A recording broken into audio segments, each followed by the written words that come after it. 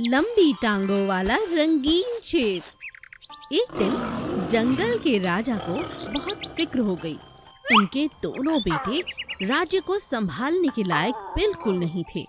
राजा के दोनों बच्चे एकदम दुबले पतले और कमजोर थे। एक दिन राजा की पत्नी ने उनसे कहा, आपने तो कहा था जब बच्चे बड़े हो जाएंगे तो जंगल का कार्यभार उन्हें देकर हम दोनों बहुत ज्यादा घूमेंगे, भगवान के ध्यान में लग जाएंगे और आप मुझे पहाड़ों की सैर कराएंगे। हाँ, मैंने कहा तो था, मगर ये संभव नहीं। तुम तो देख ही रही हो हमारे दोनों बच्चे कितने कमजोर हैं। इन्हें देखकर तो एक बिल्ली भी नहीं डरती। ये पूरा जंगल कैसे संभालेंगे? तो फिर हमें जाकर महाराज से बात करनी चाहिए, वही बाबा जो हमारी गुफा में कभी कभी आकर समाधि लगाते थे। ये तुम सही कहती हो, चलो चलते हैं।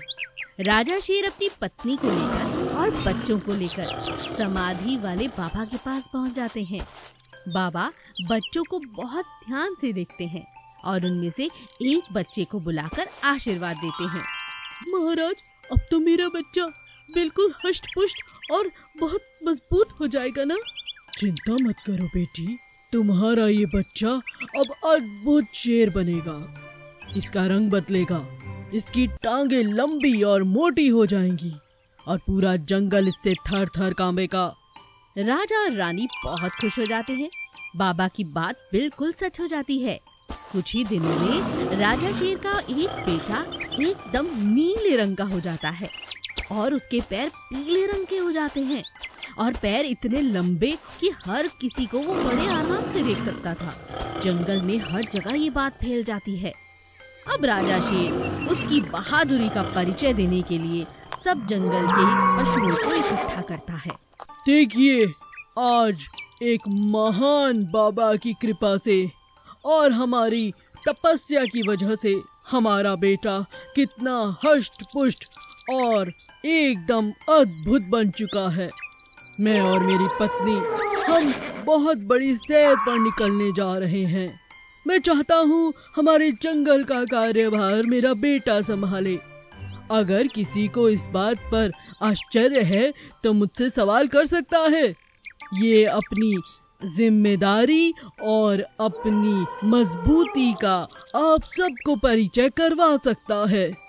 सभी आसपास देखने लगते हैं और मुस्कुराने लगते हैं। सभी जानवरों को लगता है कि ये अद्भुत जानवर अब उनकी बहुत अच्छे से रक्षा कर सकता है। सभी हंसी खुशी मान जाते हैं। राजा और रानी अपनी पहाड़ों की सैर पर निकल जाते हैं और दूसरी तरफ उनका बेटा जंगल की सेवा में लग जाता है।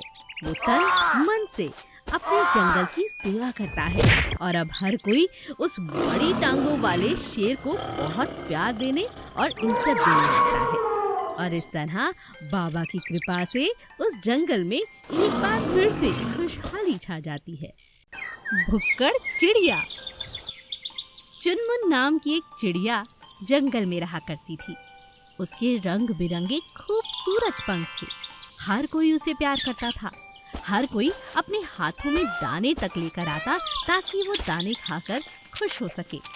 लेकिन चुनमुन चिड़िया की एक बात बहुत बुरी थी। चाहे वो जितना भी खाना खा ले, उसका पेट कभी नहीं भरता था। उसे हमेशा खाने के लिए लालच बना ही रहता था। एक दिन चुनमुन चिड़िया बड़े आराम से सड़क के किनारे एक पेड़ पर बैठी हुई थी। वहीं उसके आसपास उसकी सहेलियां भी बैठी हुई थी और सभी लोग बातें कर रहे थे। और सुनाओ चुनमुन चिड़िया, क्या हाल चाल है?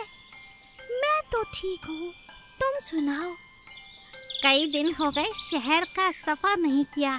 कब से हम जंगल के किनारे ही रह रहे हैं। कोई मजा नहीं है इस जीवन में। हाँ, तुम ठीक कहती हो। चलो किसी दिन शहर चलकर घूम कर आया जाए। हाँ, लेकिन वहाँ जाने में मुझे बहुत डर लगता है।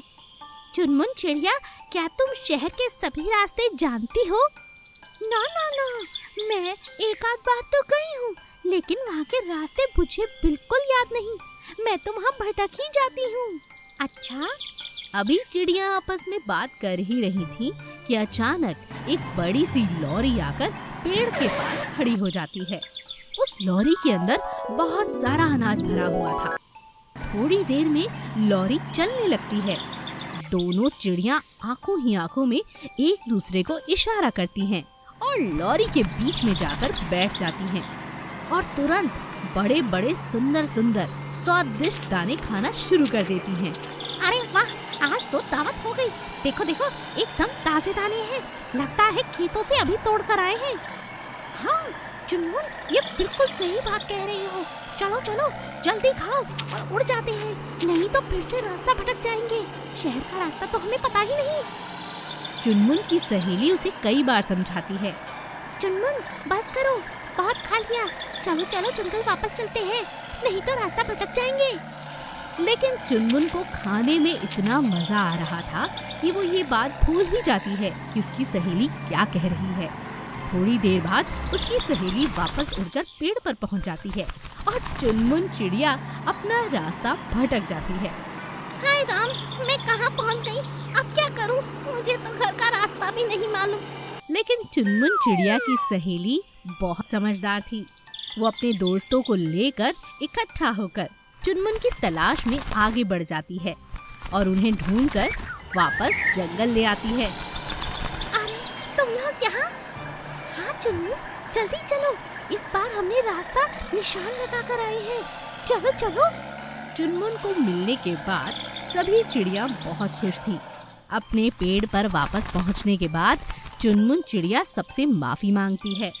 मुझे माफ कर दो, तुमने मुझे वापस लाने में बहुत मदद की है।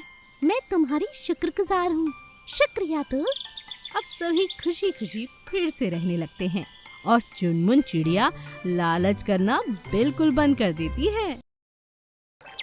कागज की नाव। एक दिन कछुए के छोटे छोटे बच्चे नदी किनारे घूम रहे थे। वहीं पर प्यारे प्यारे मेंढक के बच्चे भी घूम रहे थे। बरसात के दिन थे, पानी बड़ी तेजी से बह रहा था। अचानक बच्चों ने देखा प्यारी सी कागज की रंग बिरंगी नाव पानी में चलती हुई आ रही है। तभी मेंढक का बच्चा कहता है, वो देखो, वो कागज की नाव जैसे लकड़ी की होती है वैसी ही कागज की लग रही है। बहुत हल्की लगती है। चलो हम इस पर बैठकर देखें। मेंढक के बच्चे उसकी बात मानकर उस नाव में चढ़ जाते हैं और बहुत आनंद लेने लगते हैं। वाह, मजा आ गया। देखो हम कितनी दूर तक निकल आए। धीरे धीरे कागज की नाव गलने लग जाती है और नाव टूट जाती है।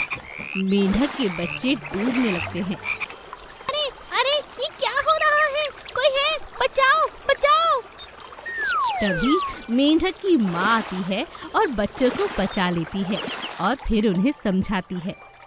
देखो बेटा, किसी भी अनजान चीज को इस्तेमाल करने से पहले मुझसे पूछ लिया करो। ये कागज की नाव है। ये कागज बहुत हल्का होता है। तुम्हें अभी पानी में रहना अच्छे से नहीं आता है। तुम अभी बहुत छोटे हो।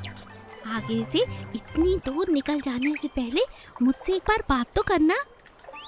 माफ कर दो माँ। कोई बात नहीं। अभी माँ और बच्चे बात ही कर रहे थे कि अचानक एक और बड़ी खूबसूरत सी कागज की नाव फिर से तैरती हुई आती है। मेंढक का बच्चा अपनी माँ से कहता है, माँ माँ, थोड़ी देर के लिए और हम कागज की नाव इस्तेमाल कर ले। वो देखो ना, नई नाव आ रही है। बड़ा मजा आया था। आप तो हमारे साथ हो ना? हाँ हाँ ठीक है। मेंढक की माँ मान जाती है और वो बच्चे फिर से कागज की नाव में खेलने लगते हैं। हमें अपने माता पिता की बात तो माननी ही चाहिए। थोड़ी देर बाद कागज की नाव फिर से गल जाती है और बच्चे डूबने से फिर से एक बार उनकी माँ बचा लेती है। इस बार उनकी माँ उन्हें कहती है, बहुत हुआ कागज की नाव में घूमना। आओ मेरी पीठ पर चढ़ जाओ, मैं तुम्हें सैर कराती हूँ। क्या सच में? हाँ हाँ, बचपन में भी तुम्हें ऐसे ही सैर कराती थी। चलो मेरी पीठ पर। मेंढक की माँ अपने बच्चों को अपनी पीठ पर बिठा लेती है और बहुत बढ़िया सैर कराती है। बच्चे बहुत खुश हो जाते हैं और अपनी माँ का धन्यवाद करते हैं। अरे वाह माँ, मजा आ गया सैर करके, और कागज की नाव का तो मजा ही कुछ और था। आप बहुत अच्छी हो माँ। आज के दिन के लिए, इस सैर के लिए आपका बहुत बहुत शुक्रिया। तभी वहाँ पर कछुआ आ जाता है और वो बच्चों से कहता है, कोई बात नहीं, कल यहाँ पर लकड़ी की नाव आने वाली है, मैं तुम सबको उसकी सैर कराऊंगा। क्यों, चलोगे ना मेरे साथ? हाँ। बच्चे बहुत खुश हो जाते हैं और अगले दिन सचमुच की लकड़ी की नाव में सैर पर निकल जाते हैं।